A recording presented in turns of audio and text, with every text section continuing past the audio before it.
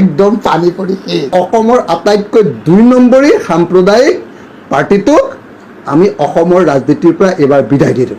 ফৌজকাত ইতিমধ্যে পানী পৰি খতম। আজমলে আৰু কি বিস্ফোৰণ কৰাব আপোনালোকে আজমলৰ কথা কৈ লাভ নাই। বিদায়। আটাইতকৈ আপোনালোকে মোক ধন্যবাদ জনাব লাগিব। এইবাৰটোতো একদম ফ্লেট কৰি দিলোঁ ন বদৰুদ্দিন আজমলক। একদম অৱস্থা বেয়া বদৰুদ্দিন আজমলৰ। আপোনালোকে সকলোৱে জানে 4 তাৰিখৰ পাছত দেখিব যে অসমৰ ৰাজনীতিত বদৰুদ্দিন আজমল বোলা বস্তুটো নাইকিয়া হৈ গ'ল। একদম পানী পৰি অসমৰ আটাইতকৈ 2 নম্বৰী সাম্প্ৰদায়িক পাৰ্টিটোক আমি অসমৰ ৰাজনীতিৰ পৰা এবাৰ বিদায় দিলোঁ। ফৌজকাত ইতিমধ্যে পানী পৰি খতম। আজমলে আৰু কি বিস্ফোৰণ কৰাব আপোনালোকে আজমলৰ কথা কৈ লাভ নাই। বিদায়। আটাইতকৈ আপোনালোকে মোক ধন্যবাদ জনাব লাগিব। এইবাৰটোতো একদম ফ্লেট কৰি দিলোঁ ন বদৰুদ্দিন আজমলক। একদম অৱস্থা বেয়া বদৰুদ্দিন আজমলৰ। আপোনালোকে সকলোৱে জানে